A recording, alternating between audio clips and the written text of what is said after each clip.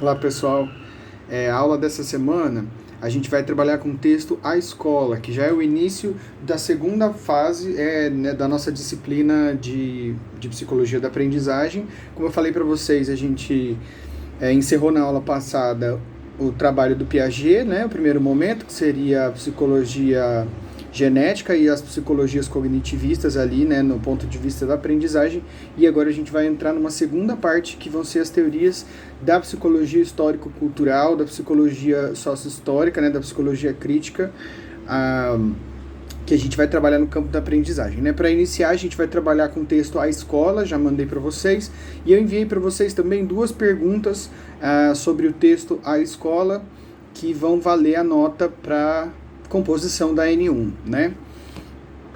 Eu vou abrir aqui rapidinho para eu ler com vocês as perguntas e aí eu poder explicar um pouquinho do que é, qual que é a ideia, né?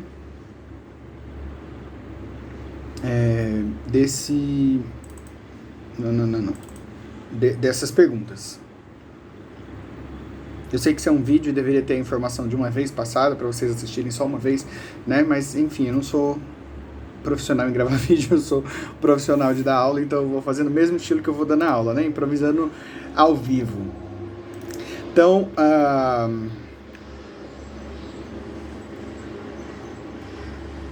a primeira pergunta que eu faço para vocês, então, é: o que o texto pretende denunciar ao denominar a escola fortaleza da infância? Quais os problemas que essa postura de fortaleza acarreta? Né? Logo no início do texto, o texto que está nesse livro aqui, Psicologias, de novo, então a gente vai lá para o capítulo 18 dele, né?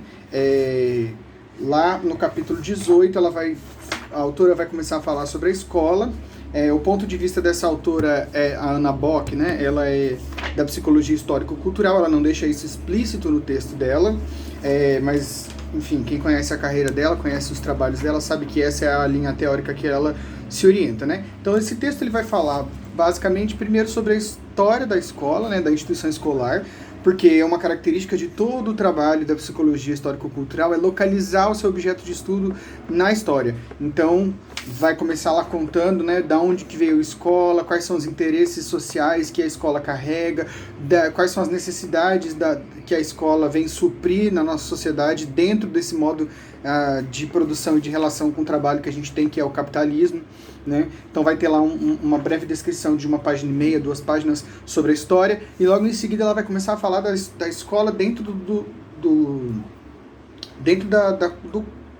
contexto atual, né? Do Brasil, especificamente do Brasil, do século XXI. Então ela vai retomar algumas coisas que ela, do ponto de vista dela e da teoria dela, são alguns desajustes, alguns problemas que a escola vem enfrentando, né? E aí nós, como psicólogos, como que a gente pode pensar a aprendizagem nesse ambiente que não é perfeito, né? Que tem lá seus desajustes, que tem lá seus problemas. Então, a primeira coisa que ela vem falando é que às vezes a escola se coloca como uma fortaleza da infância. Isso é uma metáfora que a autora usa, né, para descrever a relação da escola com o ambiente externo, com a sociedade, né, nessa tentativa da escola de se fazer um lugar perfeito, isolado dos problemas sociais, né, como se a escola pudesse, de alguma forma, ignorar aquilo que acontece da porta para fora e trabalhar só com aquilo que é problema prático, propriamente dito da aprendizagem formal, quer dizer, se preocupar apenas com as disciplinas, com português, a matemática, a geografia, a história, a química, a biologia, e deixar de lado outras questões sociais que acabam afetando a relação dos alunos com a escola, né?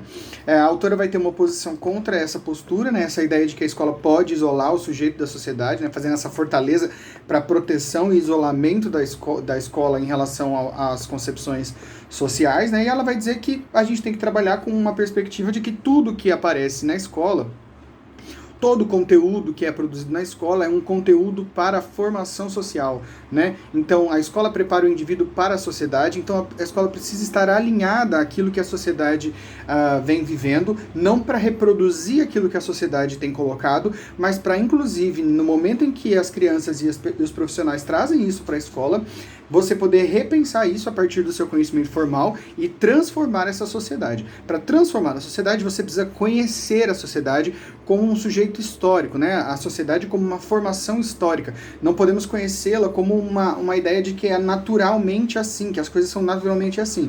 Então ela vai, né, apontar várias vezes essa necessidade da historicidade, da criticidade em relação ao que a sociedade vive. Para isso a escola tem que estar de portas abertas e não ser uma fortaleza, né? Então, essa primeira pergunta eu quero que vocês elaborem um pouco o entendimento de vocês sobre essa ideia de fortaleza. Tá lá na terceira página do texto, né? Facinho chegar até ali. E eu quero que vocês discutam um pouco essa ideia, que é a ideia central do texto, né? Mais pra frente a gente vai avançar um pouco mais no texto, ela vai trazer outros problemas mais pontuais, mas ela vai focar, né, nessa questão da escola como fortaleza. E uma outra questão que eu coloquei para vocês é uma questão sobre a história da escola, né? Sobre a historicidade da escola. Então, leiam lá o começo do texto, não é muito difícil, é bem tranquilo, vocês já conhecem o livro Psicologias, ele tem uma linguagem fácil, né? Essa aula, então, vai ser sobre as 4 primeiras páginas desse texto. A gente vai dividir ele em outros momentos, a gente vai trabalhar ele em 2 aulas, né? Então, nesse primeiro momento, a gente vai ficar com a historicidade e com essa questão da relação escola com a sociedade, tá bom?